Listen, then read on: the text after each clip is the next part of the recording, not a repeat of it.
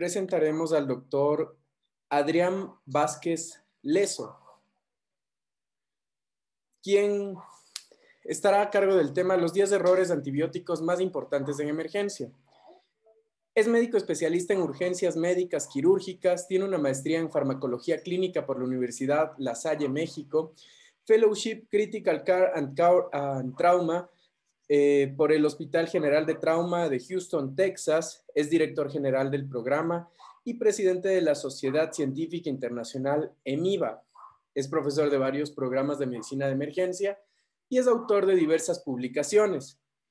Vamos a constatar que el doctor esté...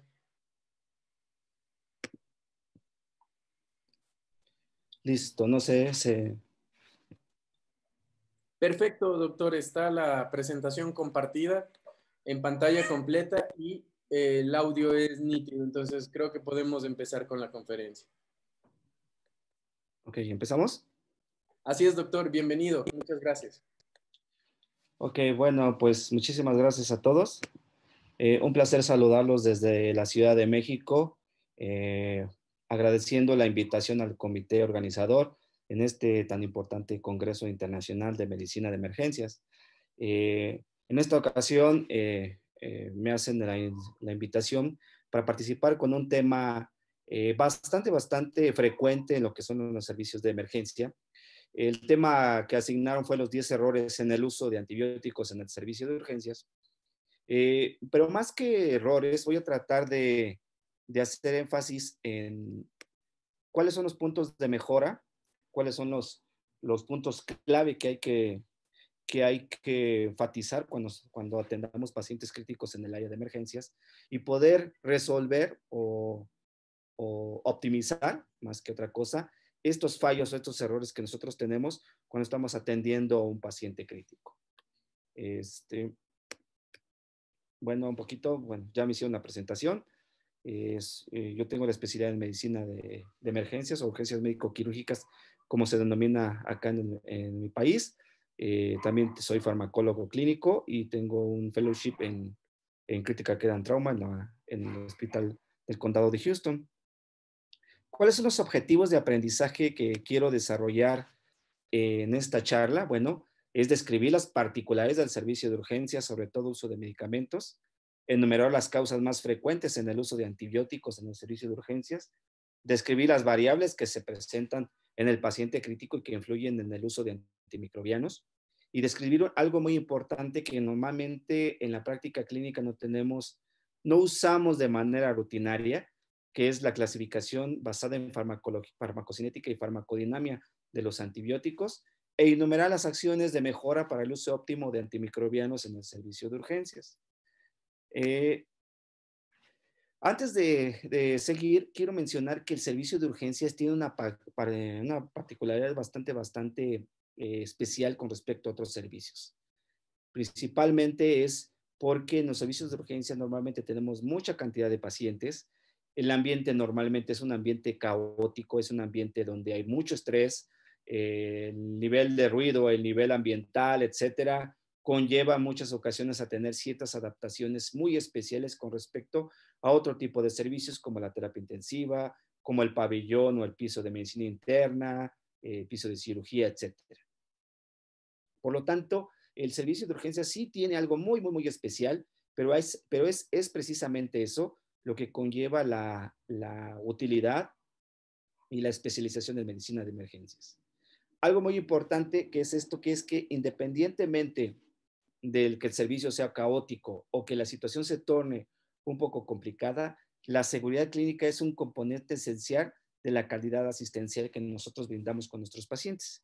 Y en la medida del riesgo es una cuestión de suma importancia en todos los sistemas de salud, desde el punto de vista sanitario, desde el punto de vista económico, desde el punto de vista jurídico y desde el punto de vista social. Errores, omisiones o fallos en la administración de medicamentos puede conllevar a consecuencias bastante importantes que pueden llevar desde sanciones administrativas hasta procesos jurídicos bastante tediosos y bastante desgastantes. Una definición de error es aquel como fallo en completar una acción planeada, que se denominan errores de ejecución, o el uso equivocado de este plan para corregir un objetivo que se llaman errores de planificación. Es por ello que cuando utilizamos medicamentos, en este caso de antibióticos en el servicio de urgencias, tenemos que entender cuáles son las causas y cuáles son los principales errores que tenemos en estos pacientes. Voy a hablar un poquito de epidemiología. Más o menos las bibliografías, hay muchos estudios donde se han enfocado lo cual es las causas más frecuentes de errores en la medicación y sobre todo, como es el objetivo de esta charla, pues sobre todo el tipo de antibióticos. Los antibióticos, por ejemplo, acá en mi país hay cierta regulación sobre el uso de antibióticos, ya que solamente un médico con cédula o certificado profesional puede prescribirlos en las farmacias. Sin embargo, por la disponibilidad y la capacidad de obtenerlos, a veces es bastante sencillo, por lo tanto hay un sobreabuso de medicamentos. Se calcula en los Estados Unidos, según las referencias bibliográficas, que al menos 98,000 muertes anuales son causa o son producto de errores en la medicación. Cualquier tipo de medicación, entonces es algo bastante importante. Y es la octava causa de muertes en los Estados Unidos. Y los errores en el uso de medicamentos podría suponer alrededor de 7,000 muertes por año. Se ha estimado que la tasa total de efectos adversos hospitalarios más o menos oscila entre un 4 y un 17% dependiente de la serie y obviamente dependiendo del servicio. Como les comento, hay servicios, por ejemplo, medicina interna o el pabellón quirúrgico, etcétera, donde por el tipo de ambiente y por el tipo de lugar que se está ejerciendo la medicina, posiblemente se tenga mejor control sobre el uso de medicamentos, en este caso antibióticos. Sin embargo, hay otros servicios como por ejemplo el área de trauma choque, por ejemplo, o el área de servicio de emergencias, que normalmente la saturación sobrepasa la capacidad de resolución de estos servicios. Puede ser que en estos, y ellos los autores mencionan, que es donde se encuentra la más alta tasa de errores en la administración de fármacos, en este caso de antibióticos. Lo que un 50% se han demostrado en este estudio que pudieron haber sido evitables con un mejor control al respecto. La incidencia aproximada es de un 3,7 en el 70% de las complicaciones leves o transitorias y de un 3% en complicaciones permanentes, con un 14% de mortalidad en aquellos pacientes o en aquellas personas que produjeron efectos secundarios a el error en la medicación. De los sucesos adversos detectados, los errores en la medicación fueron los más frecuentes en un 19%. Entonces, es algo que sí llama mucho la atención y bueno, uno como farmacólogo y como especialista en medicina de emergencias, llama mucho la atención porque utilizamos medicamentos a veces de manera innecesaria o de manera errónea en tanto la dosificación como en la toma de decisiones. Sin embargo, el ambiente, el lugar conlleva a eso. Eso es algo que posiblemente sea algo implícito. Aquí voy a poner una clasificación de los tipos de errores o tipo de factores que influyen en la toma de decisiones en un paciente crítico. Recordar, el paciente grave o el paciente crítico no se comporta como un paciente normal. De hecho, en las siguientes fases de la plática voy a hacer muchos énfasis en que nosotros como urgenciólogos debemos de tomar en cuenta cuando nosotros tengamos un paciente grave. La farmacología en este tipo de pacientes no es igual y por lo tanto, más que errores en el uso de antibióticos, se debemos de tener consideraciones. Utilizar el fármaco como medida estándar o como dosificación estándar o como medio estándar tal vez no es factible en este tipo de pacientes. Tenemos dos tipos de errores o dos tipos de consideraciones o de factores que son los factores extrínsecos y factores intrínsecos. De los extrínsecos, pues es el personal de salud, tanto nosotros, quien prepara el medicamento, quien verifica las órdenes médicas, quien ejecuta esas órdenes médicas, el lugar, como les comento, no es lo mismo el ambiente en un área de urgencias que en un área pabellón de medicina interna o piso de medicina interna, la situación, porque también tenemos que ver factores económicos, locales, a lo mejor cierta presentación de fármaco, uno cuando viaja a otro país o tiene la oportunidad de viajar a otros países, las presentaciones de los medicamentos no son las mismas y podemos cometer errores si utilizamos dosificaciones como ámpulas, tabletas, etcétera, y el escenario en que nos encontramos. Los intrínsecos que normalmente, les digo normalmente, salvo ciertas excepciones, no tomamos en cuenta, que es el paciente propio, el paciente tiene mucho que ver en estos factores, la farmacocinética y la farmacodinamia, Ese es el principal papel del que atiende pacientes graves, cómo adaptar la farmacocinética y farmacodinamia de los medicamentos en mi paciente y en el caso de antimicrobianos, por la resistencia que se tenga a ellos. Se han encontrado principalmente 4 factores intrínsecos donde más porcentaje de errores o de omisiones o de fallos, áreas de oportunidad que se tienen en el sistema, que son en factores intrínsecos la omisión de dosis. El mismo ambiente hospitalario del servicio de urgencias puede hacer que se nos pase una dosis con las consecuencias que eso trae. La omisión del fármaco, ¿ok? Un medicamento equivocado, tan simple, a veces, por ejemplo, decir levofloxacino, decimos levotiroxina o otro medicamento, dosis incorrecta, utilizamos a lo mejor dosis estándar, sin embargo, en el paciente crítico, ahorita vamos a ver, las dosificaciones posiblemente estándar no sean suficientes para cubrir el efecto farmacológico que nosotros deseamos. En este estudio que les comento, okay, de esta revista, es una revista española, me encontró que el porcentaje de errores en la omisión de dosis fue del 23.5%, en la omisión del medicamento en un 17.6%, el medicamento erróneo en un 32.4%, perdón, y en dosis incorrecta en un 8.8%. Entonces, se fijan, son factores bastante importantes en el uso de este caso de antibióticos.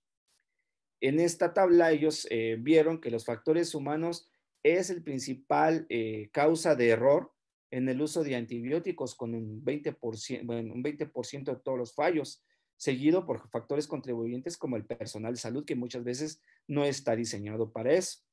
Otra cosa también importante es el diseño de las tareas, por ejemplo, un 19%, que son factores que contribuyen a que haya omisiones o haya fallos en el sistema de aplicación o de administración de medicamentos, en este caso de antibióticos. Algo muy importante que también encontraron es cuál de los grupos de antibióticos que aquí se mencionan es el que encontraron el mayor número de errores. En este caso, los beta-lactámicos fue el más frecuente, seguido de las fluoroquinolonas, de los cuales obviamente tienen que ver mucho con su utilización. Actualmente utilizamos gran cantidad de beta-lactámicos, cefalosporínicos, glucopéptidos, así como las quinolonas. Son los grupos de medicamentos y de antibióticos más utilizados en pacientes críticos y por ende, obviamente, mayor tendencia al error. Bueno, estos fueron los factores extrínsecos. Ahora vamos con los intrínsecos que conlleva realmente el motivo principal de esta charla, que es cómo hacerle para que el médico urgenciólogo o el emergenciólogo, que en partes de Sudamérica le llaman, cómo hacer para que realmente se convierta en un personal médico, un especialista que domina la farmacología. Tal vez las especialidades que más farmacología manejan por el tipo de pacientes que atienden es a lo mejor el servicio de anestesiología, el servicio de terapia intensiva y el servicio de emergencias. ¿Por qué? Porque estos pacientes este personal de salud ve a los pacientes en el momento más crítico. En este caso, medicina de emergencias lo ve en el punto más grave. Normalmente los pacientes graves o críticos llegan al servicio de urgencias y es el médico emergenciólogo o el médico urgenciólogo el que ve en el momento más grave o en el momento más crítico a este tipo de pacientes. Por lo tanto, la toma de decisiones en el caso de antibióticos o medicamentos en general conlleva a una destreza, una afiliación bastante importante que va unido a la práctica de la medicina de emergencias.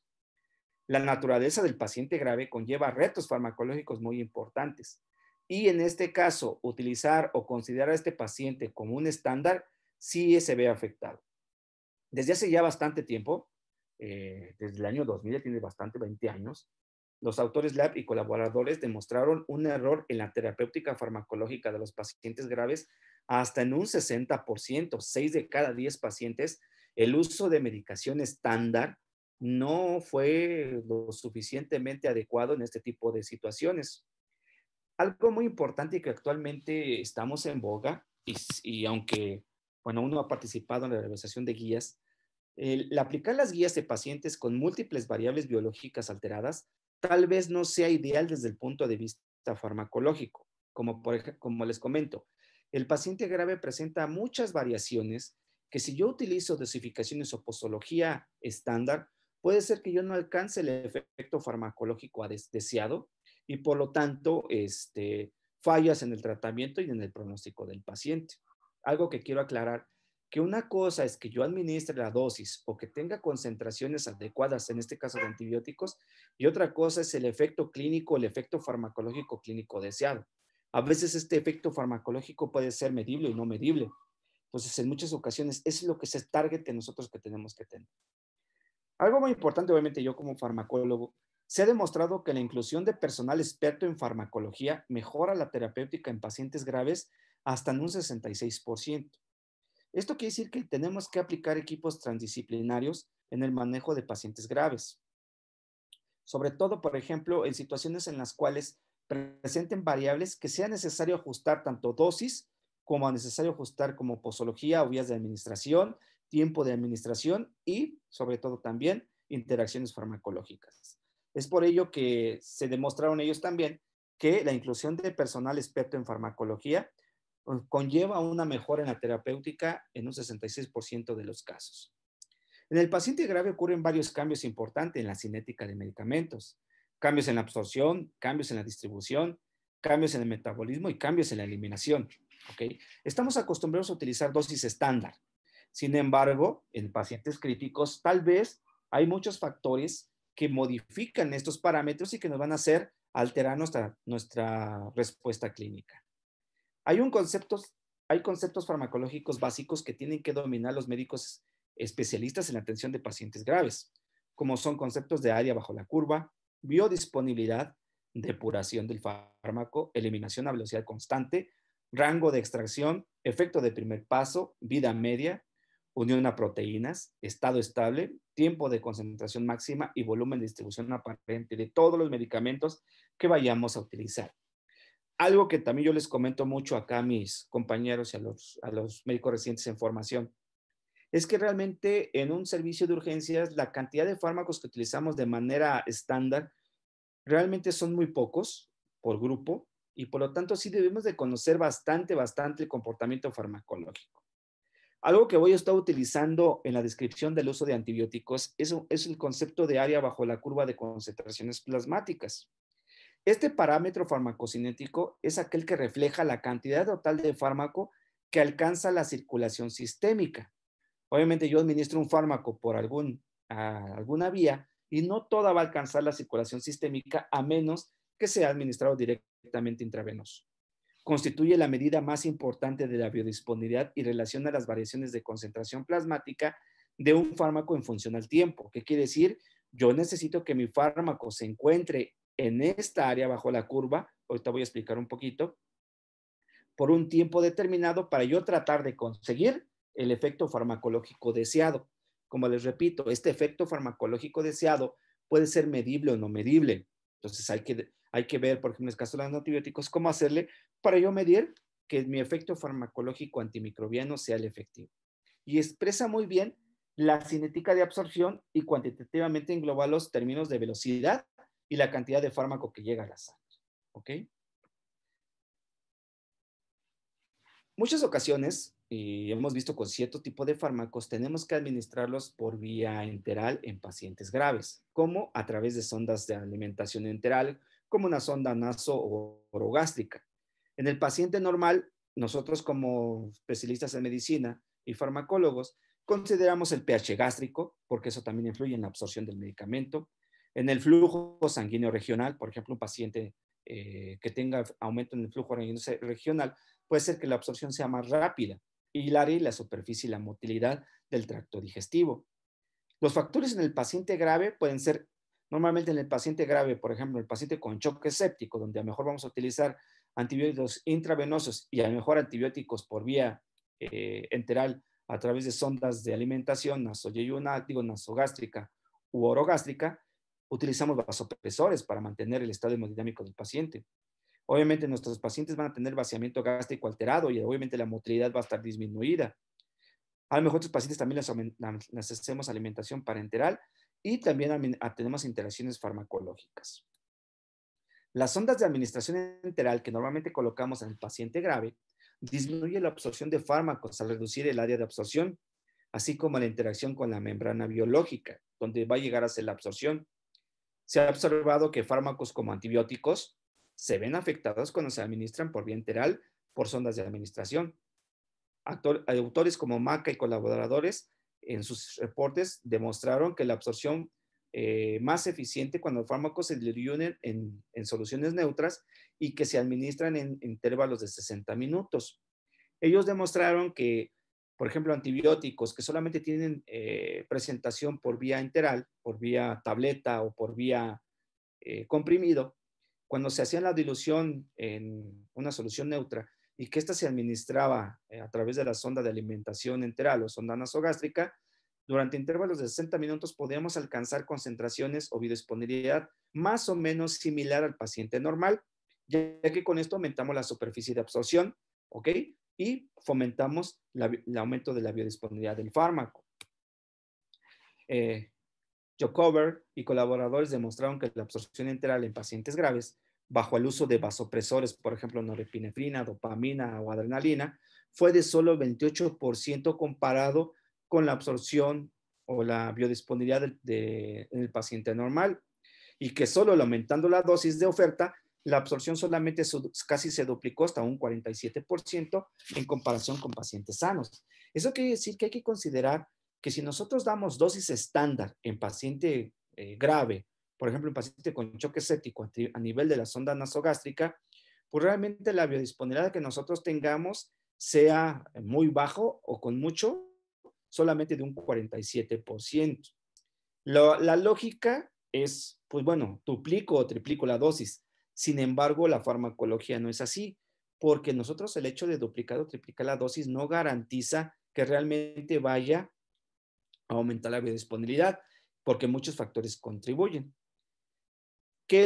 Otra causa también de la mala absorción o de fallas en la absorción o biodisponibilidad del medicamento enteral, pues son cambios en el vaciamiento gástrico, cirugías, ilio, etc. Nguyen y colaboradores reportaron un retraso en el 60% de los pacientes graves en lo que es el vaciamiento gástrico. Por lo tanto, puede ser posible que fármacos que normalmente necesiten cierta motilidad gástrica pueden ser afectados en su absorción y por lo tanto en su biodisponibilidad. Riz y colaboradores liberaron que los pacientes sometidos a ventilación mecánica reportaron un 45% en el vaciamiento gástrico adicional. Por lo tanto, ciertos medicamentos o cierta medicación puede estar afectada cuando utilicemos esta vía, sobre todo en antibióticos como las eritromicinas, los ketólidos y las tetraciclinas sí se ven afectados en la absorción gástrica. Nuestro diseño de medicamentos está basado en cierto grado de motilidad. Si yo aumento el porcentaje de exposición a nivel de la membrana biológica, no necesariamente yo voy a obtener mayor absorción, ¿sí? Acuérdense que los fármacos son como bases débiles o ácidos débiles.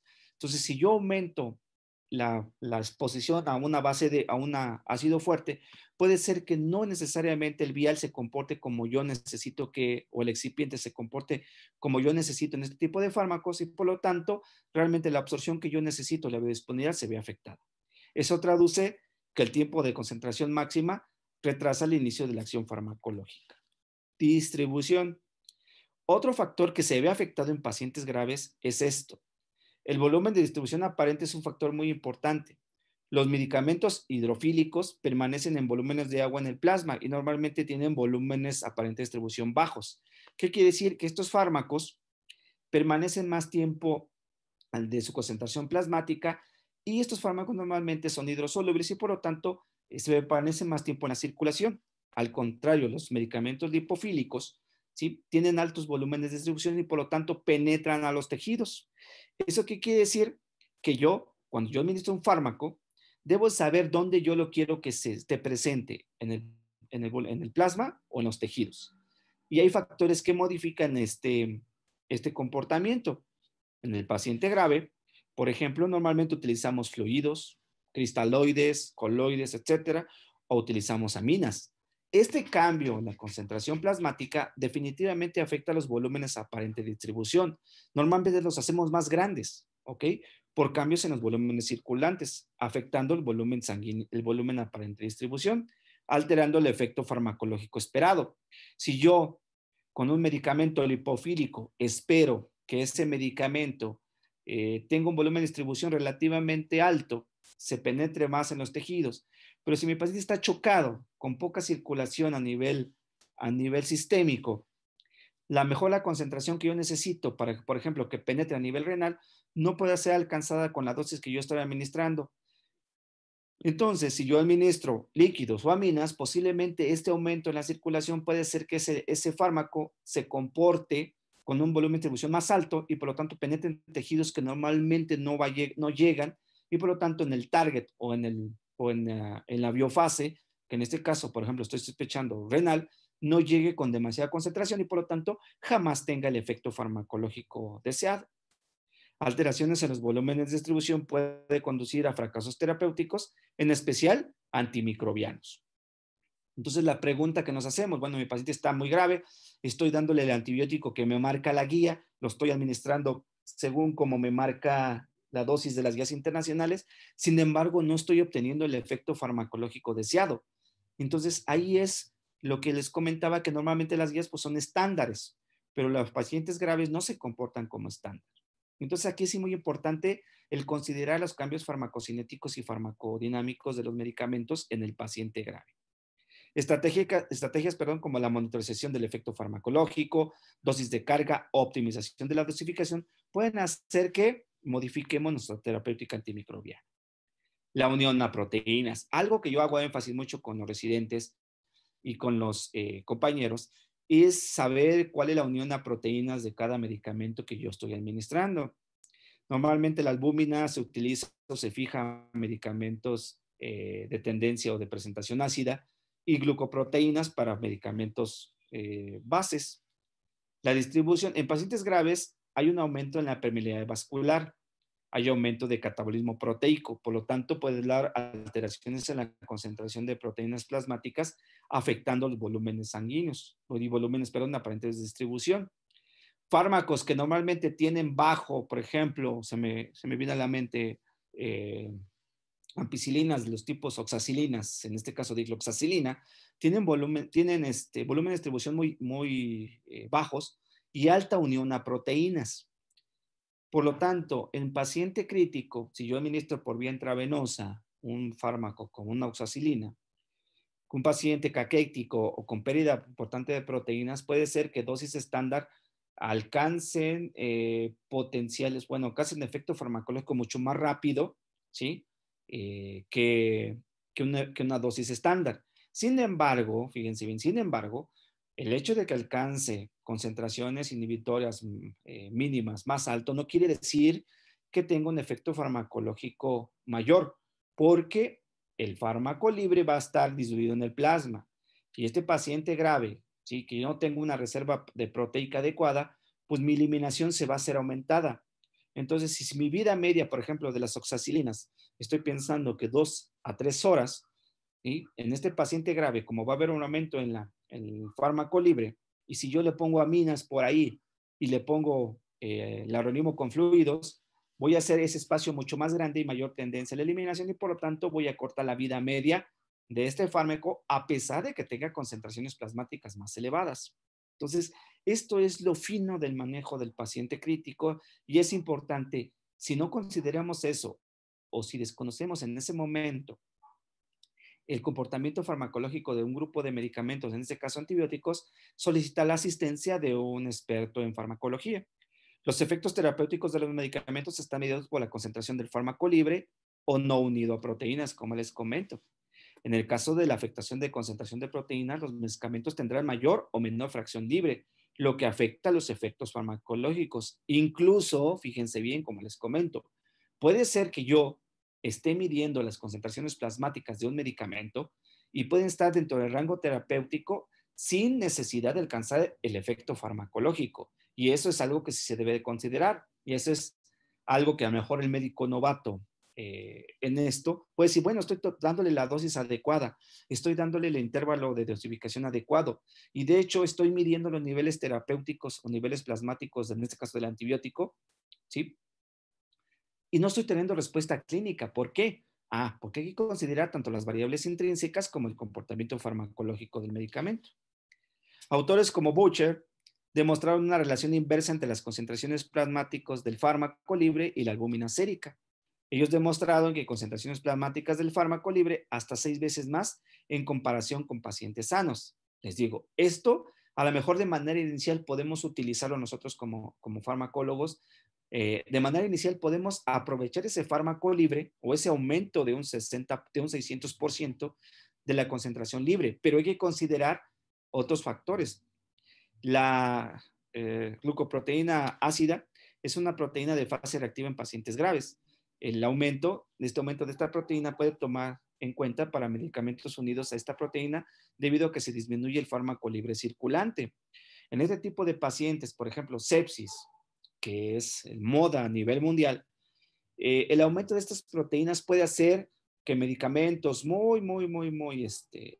con tendencia a unirse a esta proteína, puede ser que se unan de más y por lo tanto la fracción libre de este fármaco no alcance o no sea lo suficientemente grande como para poder alcanzar concentraciones mínimas inhibitorias en el caso de antibióticos. Por lo tanto, si yo no considero que estoy tomando el paciente en una fase reactiva aguda, la dosificación puede quedarse corta y por lo tanto jamás tener el efecto antimicrobiano. Este fenómeno produce disminución en un 40 o un 60% de los valores del volumen circulante efectivo. Por lo tanto, ¿eso qué quiere decir? Acorto o hago más pequeño este volumen circulante efectivo. Entonces, por ejemplo, si yo tengo un paciente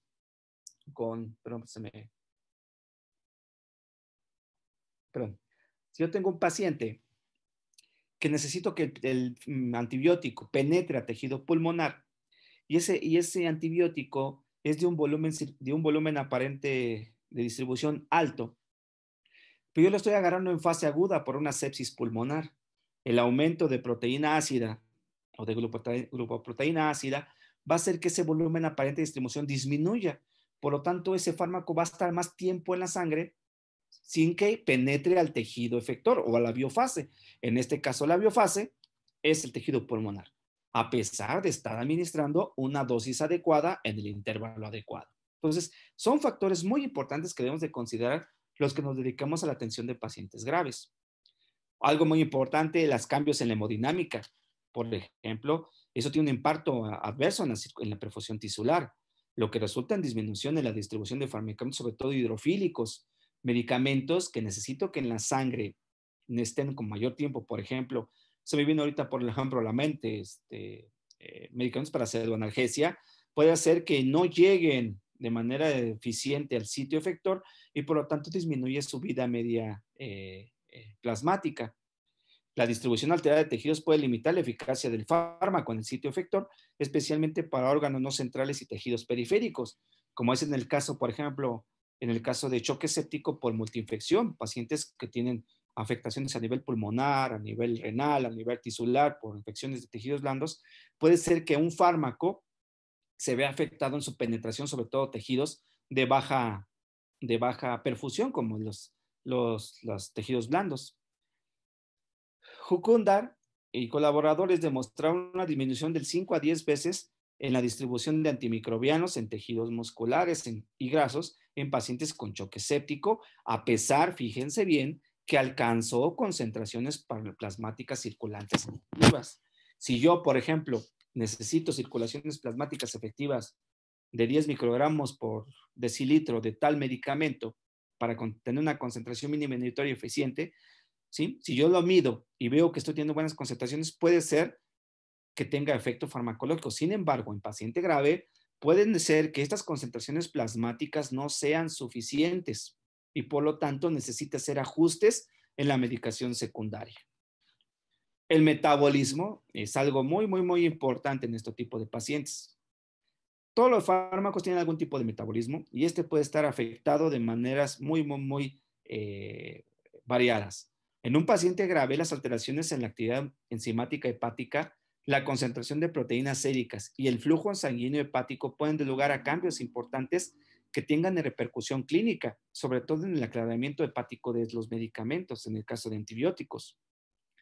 La depuración hepática o aclaramiento hepático es el volumen de sangre que el hígado elimina por completo del fármaco por unidad de tiempo.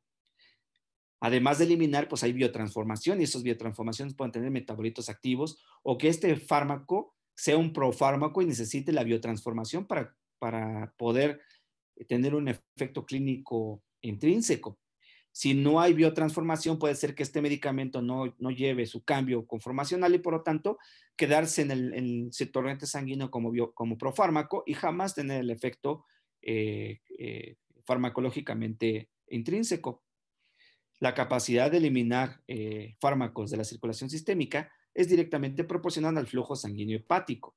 Pacientes con choque séptico, pacientes con insuficiencia hepática o con alguna otra afectación que tengan cambios importantes en el flujo sanguíneo, definitivamente tienen cambios en el metabolismo de los medicamentos. La extracción del fármaco, que es dependiente del aclaramiento, el flujo sanguíneo y la relación de extracción hepática, influye muy importante en la toma de decisiones y ajustes en la dosificación. La proporción de extracción hepática es la fracción del fármaco que se elimina de la sangre después de pasar del fármaco, pues al hígado. Esta proporción de extracción, cuando es de 0.7 o del 70%, estos normalmente son de extracción alta. Los medicamentos se clasifican según el índice de extracción. Hay medicamentos que tienen extracción media, alta o baja. Si es de 0.7, pues es de alta extracción hepática y yo dependo totalmente del flujo sanguíneo hepático para poder llevar a cabo la biotransformación.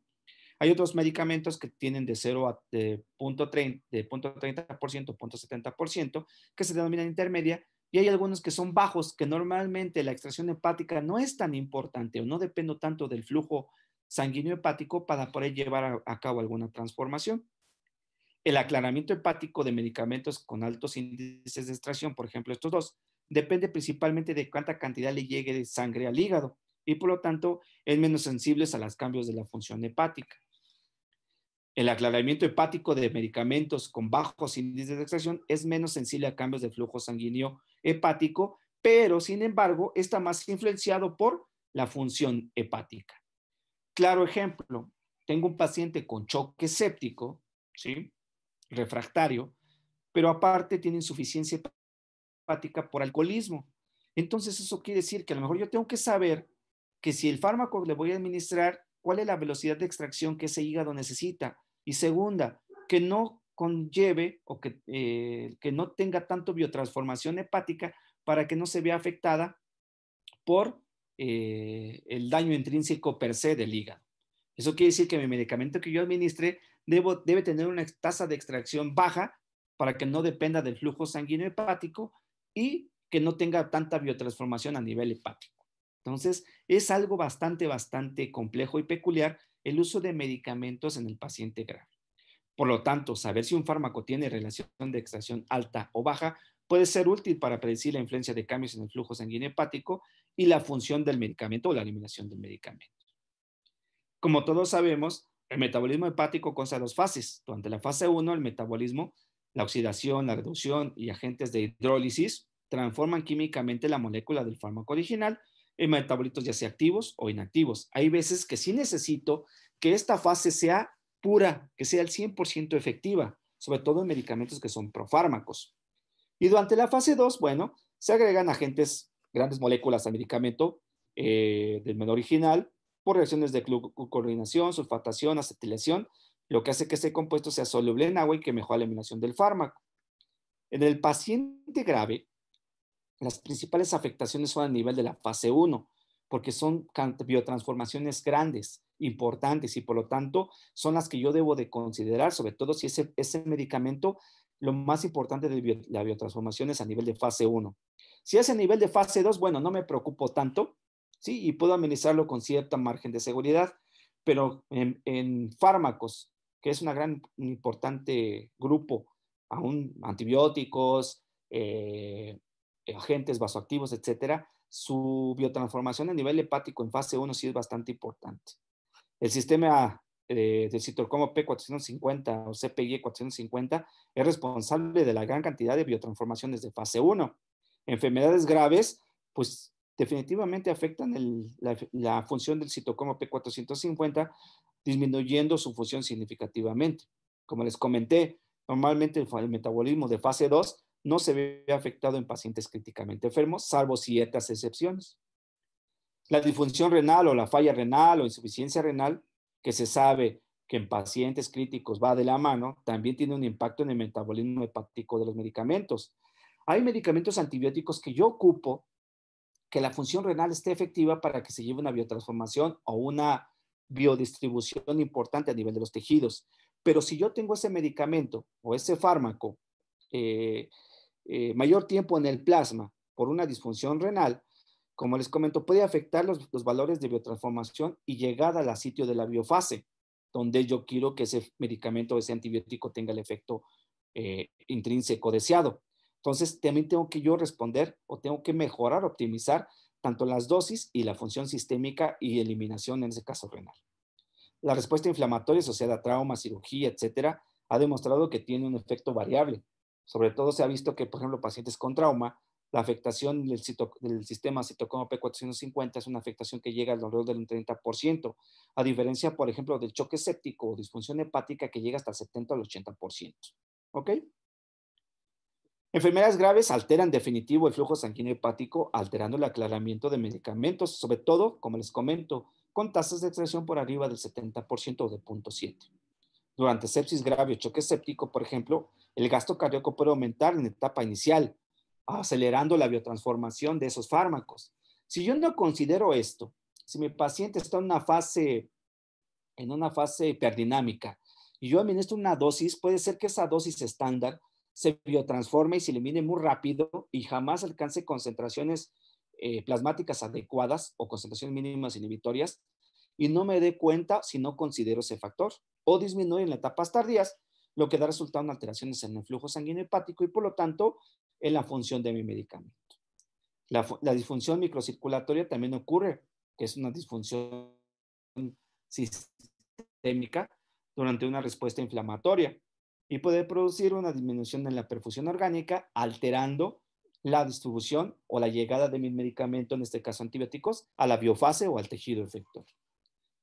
Esto que en la carrera vemos y que en las clases de farmacología nos cuesta mucho trabajo entender, o en las preguntas de los que nos cuesta trabajo entender, dilucidar, es algo que debemos dominar a la perfección como especialistas en pacientes graves.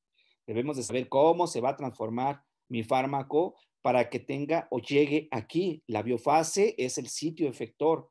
Si yo quiero que mi medicamento, por ejemplo, mi anestésico general llegue, pues mi biofase es el sistema nervioso central.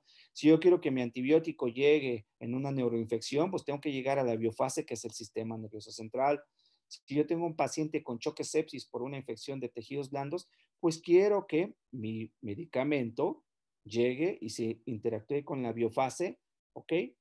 En mi tejido graso, en mi tejido muscular, en mi tejido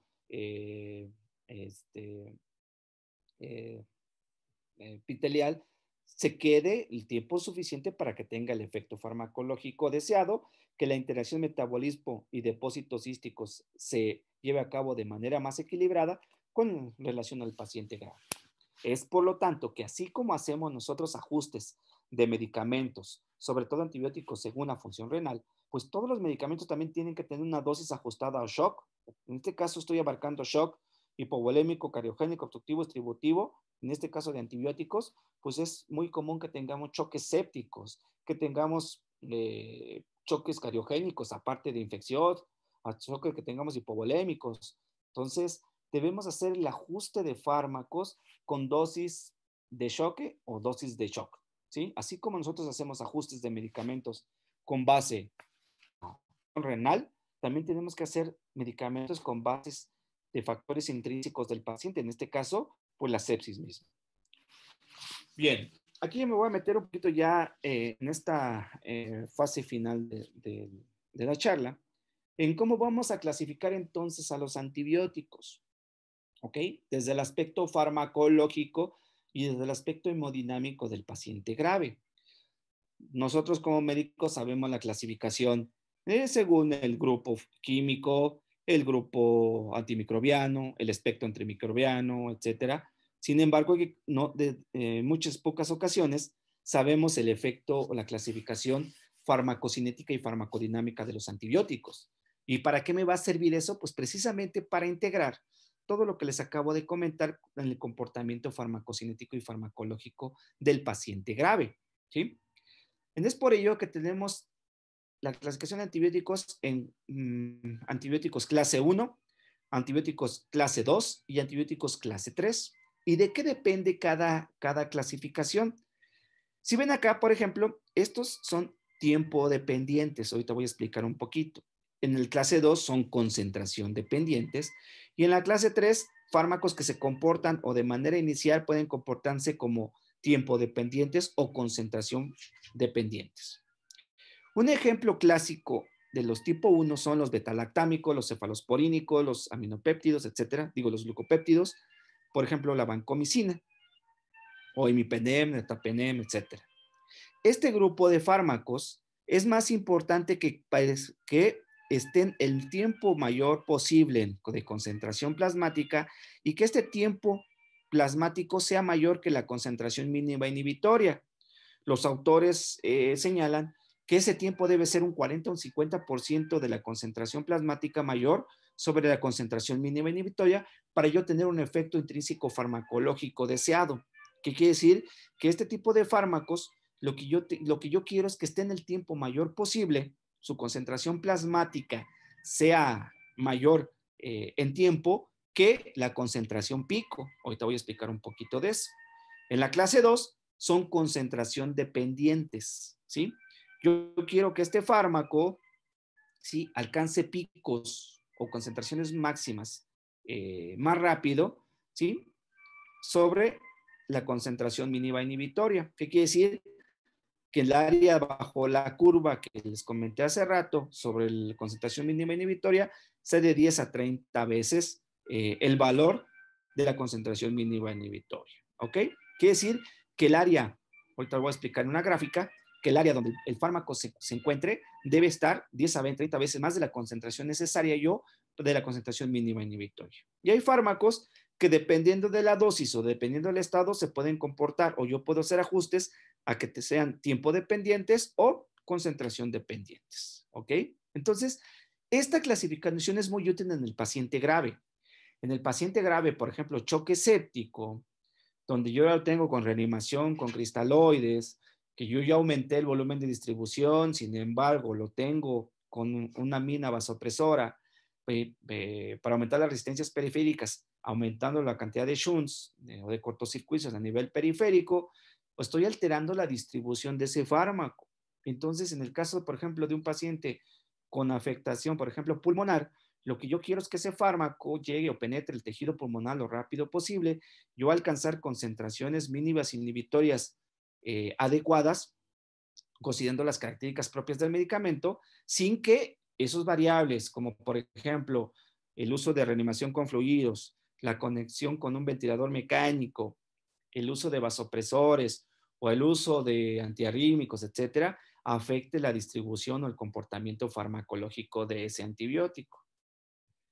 Algo que también hay que considerar es el efecto posantibiótico. ¿Qué es eso? Es la suspensión del crecimiento bacteriano posterior a la exposición del antibiótico. Fármacos dependientes de tiempo normalmente presentan nulo o escaso efecto posantibiótico. Por ejemplo, cefalosporinas o betalactámicos, ¿sí? Realmente tienen poco efecto posantibiótico y por lo tanto, ahorita voy a poner un ejemplo. Digo, puedo yo poner ejemplos de todos los antibióticos, ver el comportamiento farmacológico, pero por ejemplo, normalmente cómo administramos o posológicamente cómo administramos los medicamentos, según base a su vida media. Voy a poner un ejemplo clásico y ahorita lo voy a mencionar, la ceftriaxona. La ceftriaxona tiene posología cada 12 horas de manera estándar, cada 24, pero normalmente utilizamos dosis altas cada 12 horas, considerando que tiene una vida media de alrededor de 6 a 9 horas, ¿ok? Pero esta vida media puede estar afectada por cambios en hemodinámica y por lo tanto, si yo no considero eso, puede ser que yo administre y que alcance la concentración máxima, ¿sí? Que yo administro aquí mi medicamento, alcance el pico máximo, pero con las variables hemodinámicas del paciente, este pico máximo caiga de manera precipitada, esta vida media se acorte, o esto lo que nosotros llamamos desplazamiento hacia la izquierda, ¿ok? Y por lo tanto el área bajo la curva de mi medicamento sea corta, ¿sí?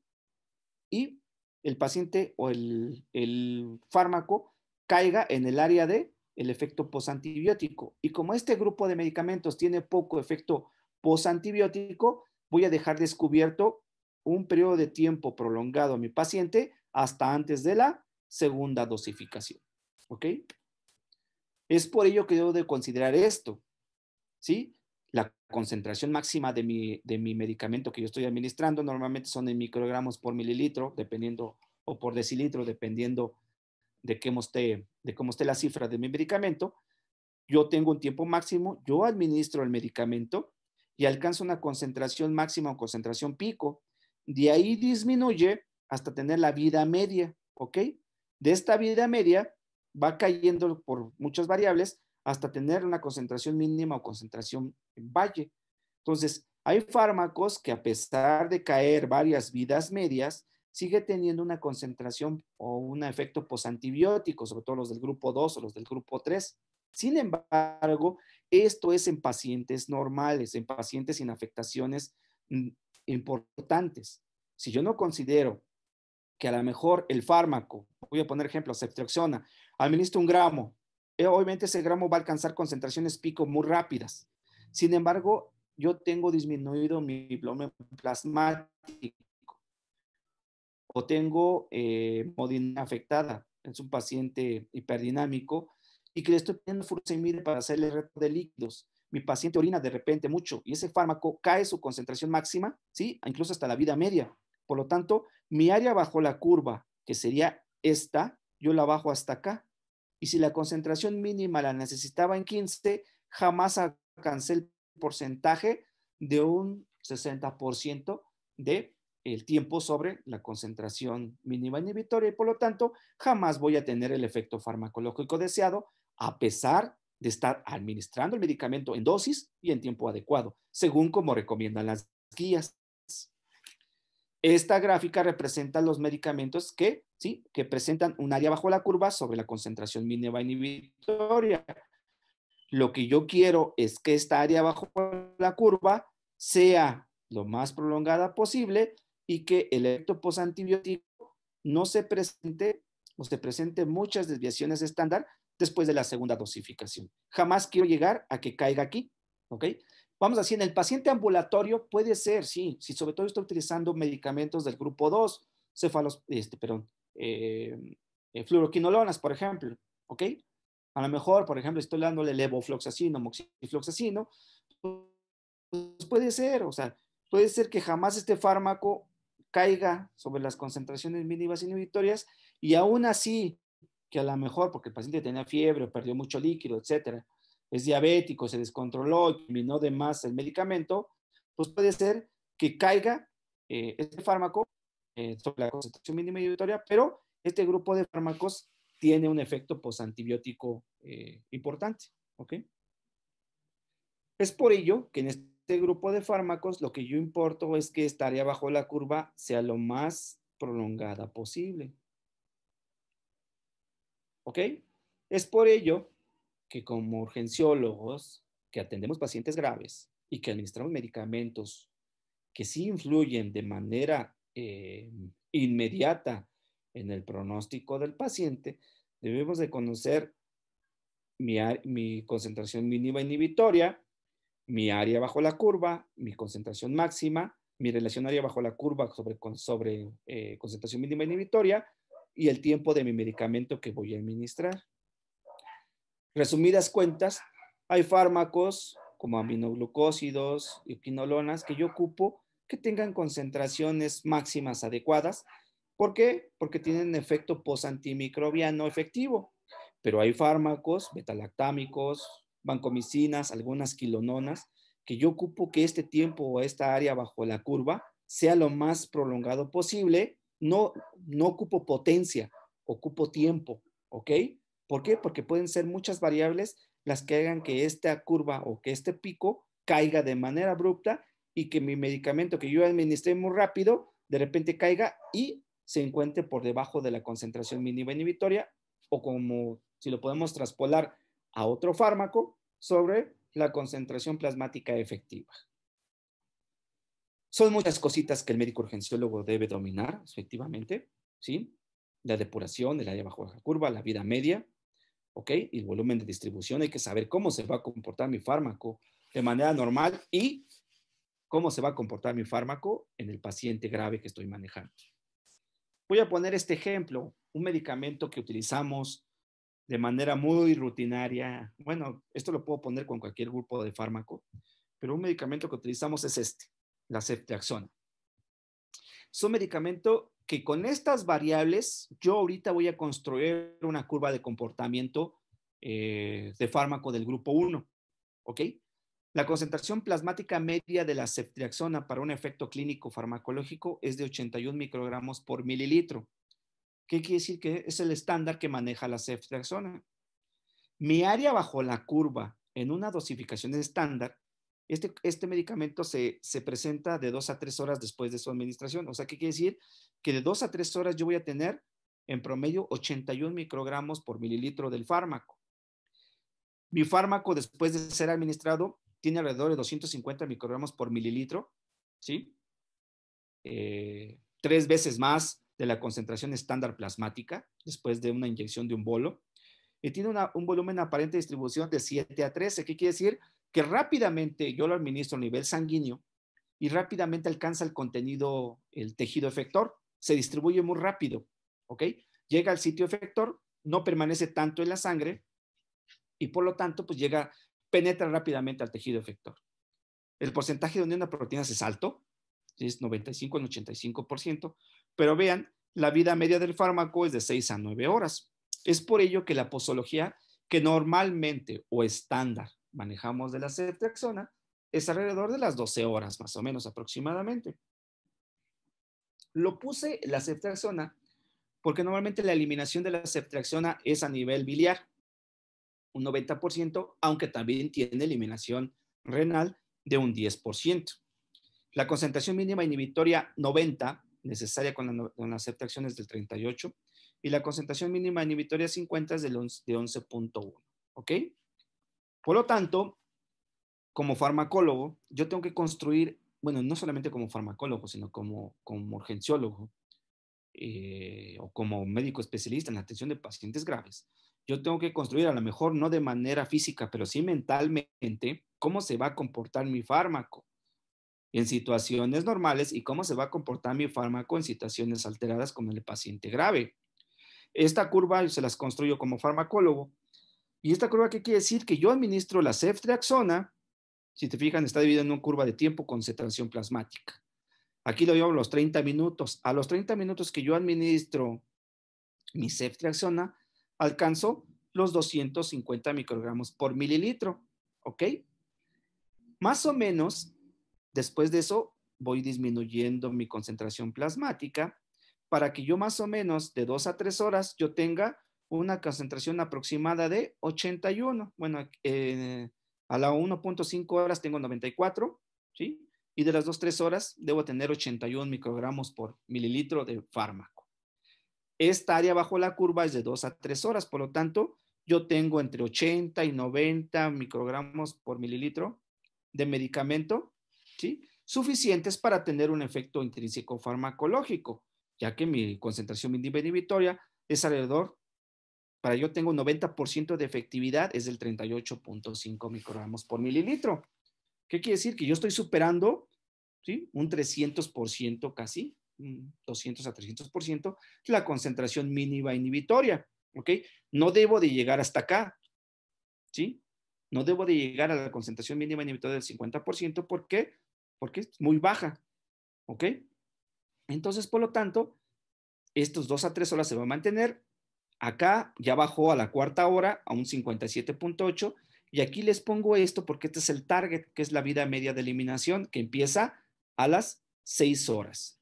En esta intersección entre la concentración plasmática y el tiempo, ¿sí? Es donde yo determino cuánto tiempo voy a hacer o voy a administrar mi siguiente dosis. Como es la ceftriaxona, bueno, normalmente administramos a las 12 horas y se fijan a las 12 horas, yo ya alcancé 20.2 microgramos por mililitro a las 12 horas, que es donde correspondería la siguiente dosificación. Este 20.2 está muy por debajo de la concentración mínima inhibitoria del 90%, ¿sí? Aunque sigue estando alta para la concentración mínima inhibitoria del 50%. Yo requiero que la concentración de la ceftriaxona esté en 11.1. Y si se fijan, a las 12 horas yo tengo 20, tengo un 100% más. Ok. Sin embargo, estoy en el límite, ¿sí? Estoy en el límite de la concentración mínima inhibitoria de una efectividad del 50% y considerando que la ceftriaxona tiene poco efecto posantimicrobiano. Pero este es en el paciente normal. En el paciente grave, el punto importante es que si yo doy mi siguiente dosificación hasta las 12 horas, posiblemente ya cayó, perdón, muy por debajo, ¿sí? De este 20.2. Y como tengo alteraciones en la hemodinamia, ya sea alteraciones en la eliminación, alteraciones en el flujo hepático, alteraciones en la absorción, alteraciones en la concentración de proteínas, puede ser que jamás yo logre alcanzar mi concentración de inhibitoria, sobre todo en la vida media. Y por lo tanto puede ser que incluso en la vida media ya haya perdido yo mi efecto farmacológico intrínseco.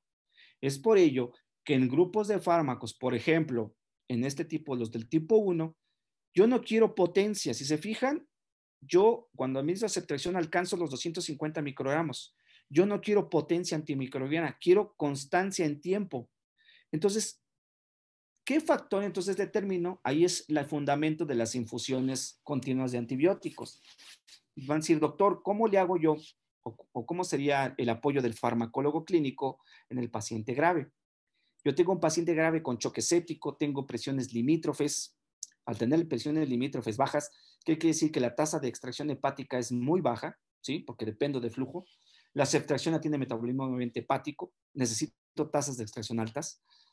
Por lo tanto, puede ser que mi afectación esté limitada y aparte si lo estoy agarrando en fase aguda, el aumento de proteínas ácidas o de glucoproteínas ácidas puede ser que mi volumen de distribución sea más corto o más alto, entonces yo tenga que estar afectando esta administración. Yo no quiero que ese fármaco esté 250 microgramos. No me sirve de nada que yo alcance el pico. Lo que me sirve a lo mejor es esto. Por lo tanto, ¿cómo voy a hacerle yo para que ese fármaco, sin que afecte de manera importante el efecto farmacológico intrínseco o antibiótico, que es lo importante, ¿cómo le hago para que en mi paciente grave yo alcance concentraciones a lo mejor adecuadas y que no se vean afectados por la hemodinamia? Pues con esto, con el área bajo la curva. Si yo sé que mi fármaco tiene 81 microgramos en el área bajo la curva de 2 a 3 horas, pues voy a hacer que ese fármaco esté administrado constantemente, por lo menos en el tiempo que dura el área bajo la curva. Entonces, ese fármaco yo no quiero 250 microgramos, pero a lo mejor quiero que por lo menos alcancemos la concentración inhibitoria efectiva del 90% durante 2 a 3 horas el mayor tiempo posible. Y es posible que en lugar de administrar la ceftriaxona cada 12 horas en un bolo único de 1 o 2 gramos, a lo mejor le pongo los 2 gramos, ¿sí?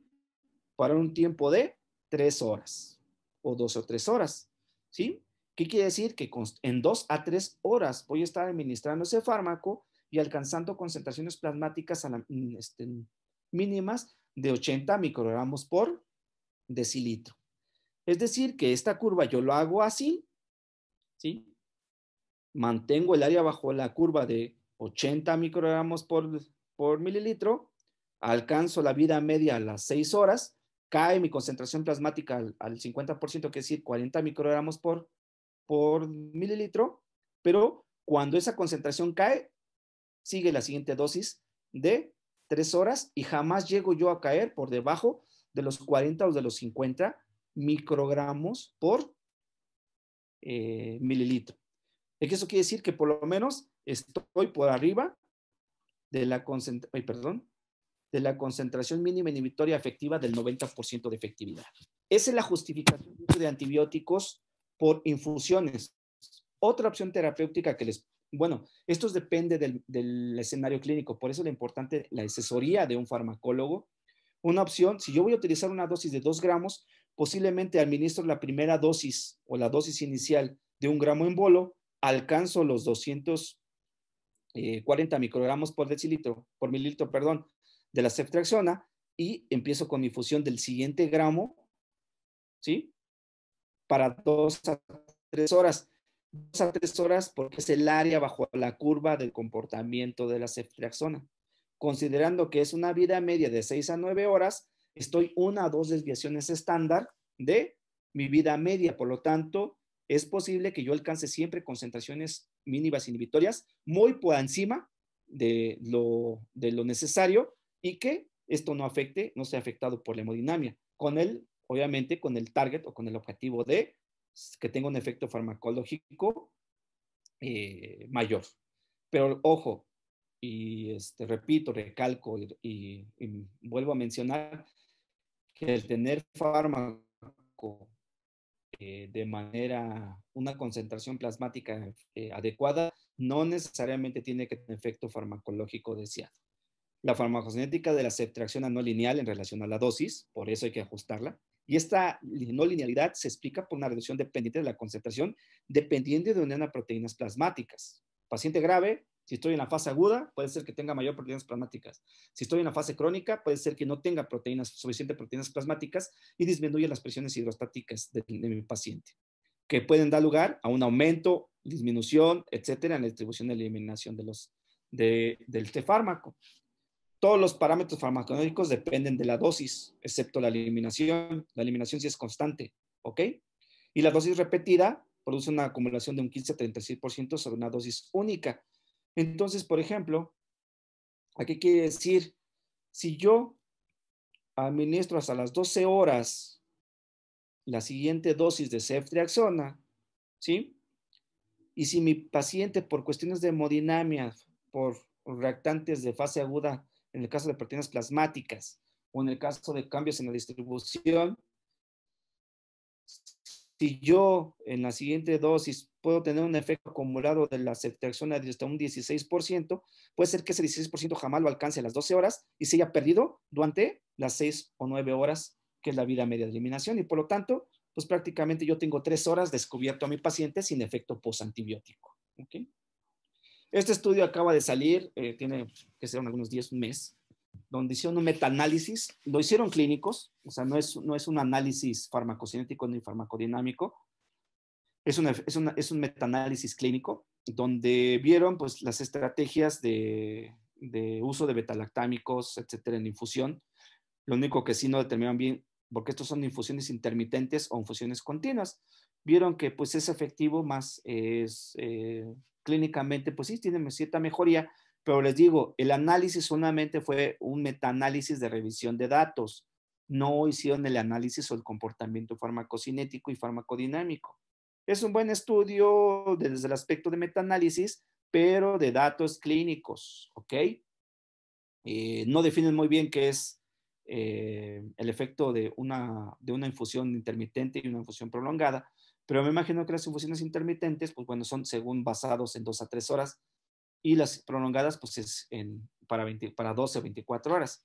Pero les digo, tomen en consideración, si van a utilizar infusiones, en este caso antibióticos, su área bajo la curva, su unión a proteínas, ¿sí? Y su vida. Estos son los parámetros que ustedes tienen que considerar cuando vayan a utilizar medicamentos en infusión y sobre todo antibióticos, ¿ok?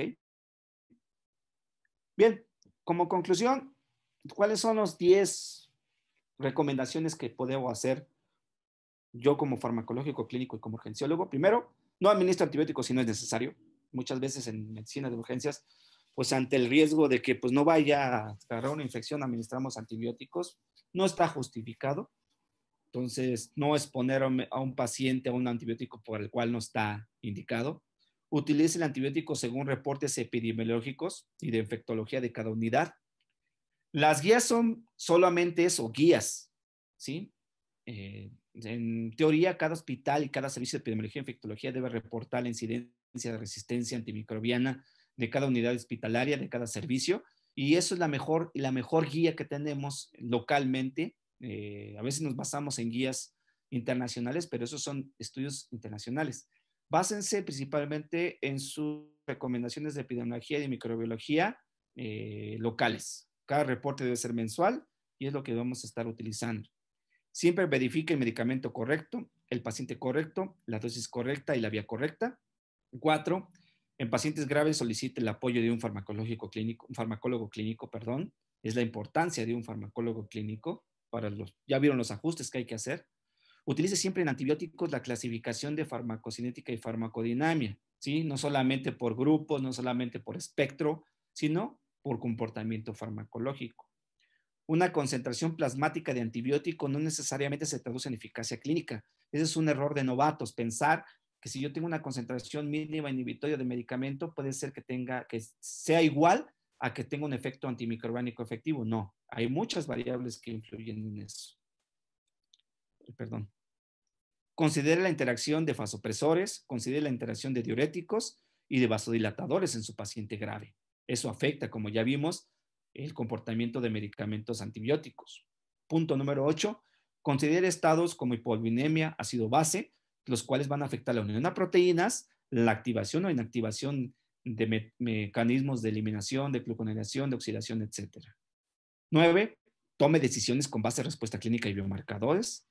Y en caso de fracaso terapéutico, considera que esto es un todo. Considere factores extrínsecos como factores intrínsecos. Hay veces que las mismas diluciones que hacemos, dejamos casi un 70% del medicamento fuera de la administración o en la jeringa o en el sistema de venoso, en el sistema de venoclisis o de administración de medicamento o en la preparación del medicamento. Entonces son errores que hay que considerar. Entonces, factores intrínsecos y extrínsecos. Esta frase, más que el conocimiento adquirido, espero que esta sesión les haya servido en la forma de pensar. La farmacología solamente se aprende estudiándola y ejerciéndola. Entonces, más lo que yo les dije, espero que haya cambiado la forma de ver el uso de medicamentos antibióticos en el paciente grave, porque el conocimiento está ahí y la evidencia es muchísima, los estudios son muchísimos, libros, artículos, etcétera, son muchísimos y el acceso a ellos es muy fácil actualmente, pero más que ese conocimiento que les pudo yo brindar, espero que se cambie la forma de pensar en el uso de antibióticos en paciente grave, que realmente es el verdadero aprendizaje. Agradezco la oportunidad, espero que les haya sido de utilidad. Esta frase que es audere es a facere, que es una frase en latín que es de nuestra sociedad, significa que atreverse es lograrlo. Estoy a sus órdenes, mi correo electrónico y la página de internet. No sé si tengan alguna pregunta o duda, les agradezco su atención. Espero que les haya servido esta charla. Es algo compleja, pero sin embargo espero nada más poder tenerles un efecto sobre el uso de antibióticos y qué consideraciones tenemos que tener en el paciente grave.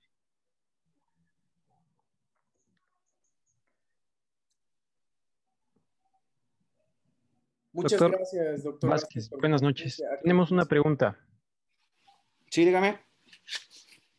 Por parte del doctor Vargas, estaba la pregunta, ¿los carbapenémicos en fallo renal también pueden ser administrados en infusión? Considerando la falla renal, ok. Debe ser el ajuste en la función renal. Como son medicamentos, son glucopéptidos, de hecho, hace mucho se consideraban, su clasificación se llamaba nuevos betalactámicos. Obviamente estoy hablando de hace como 30, 40 años. Debe ser en función renal, pero con base el área bajo la curva. ¿A qué me refiero, doctor? Si, por ejemplo, yo sé que necesito una vida media de eliminación de, por ejemplo, 6 horas, y el paciente tiene insuficiencia renal, depende de para qué lo quiero y para qué tipo de infección. Si tengo insuficiencia renal más choque séptico y lo estoy utilizando con vasopresores, debo considerar qué tipo de vasopresor. En este caso vamos a poner el más estándar, que es la norepinefrina, que solamente tiene un efecto vasopresor sobre las resistencias periféricas, no tanto a nivel renal. Debo considerar si mi función renal está adecuada. Entonces, por lo tanto, utilizar el carbapenémicos, por ejemplo, de vida media intermedia, no estoy hablando de ertapenem, estoy hablando, por ejemplo, imipenem o meropenem, utilizarlos en infusión para 1 para 2 horas puede hacer que yo logre considerar tener concentraciones plasmáticas efectivas y sobre la mínima inhibitoria de un 200% por más tiempo si lo utilizo en bolo, ¿ok? A la función renal adecuada. O sea, es ajustar la función renal, ¿ok? ¿Sí? Con las variables de hemodinámicas y la dosificación. No le puedo dar una dosis estándar o no le puedo dar un tiempo estándar porque necesitaríamos ver el tipo de paciente, ¿ok? Necesitaríamos ver el paciente, cuál es la función renal realmente que tiene. No le mismo tener función renal del 60%, tener función renal del 10%, ¿ok? Y ver la hemodinamia del paciente. Entonces ahí yo como farmacólogo y como urgenciólogo, yo puedo jugar o puedo interactuar con ese cambio, ¿sí? Porque esos pacientes graves, por ejemplo, puede ser que su presión se modifique alterando la función renal y alterando la extracción hepática. Pero la recomendación es que ajusten el medicamento a la dosis renal con base al área bajo la curva, ¿ok? Y a la concentración plasmática. No sé si respondí la pregunta. Listo, doctor Vázquez. Muchísimas gracias. Esas serían las preguntas que formularon los participantes. ¿Ok? Muchas gracias, doctor Adrián Vázquez, por esta conferencia. El doctor Vázquez es médico especialista en urgencias médicas quirúrgicas, es director general del programa y presidente de la Sociedad Científica Internacional EMIVA, es profesor de varios programas de medicina de emergencia y es autor de diversas publicaciones. Muchas gracias, un saludo fraterno desde aquí, desde el Ecuador, desde la mitad del mundo. Gracias por acompañarnos, doctor. Un saludo, muchísimas gracias desde la Ciudad de México y estamos a sus órdenes y felicidades por este congreso. Muchísimas gracias, que tenga una buena noche.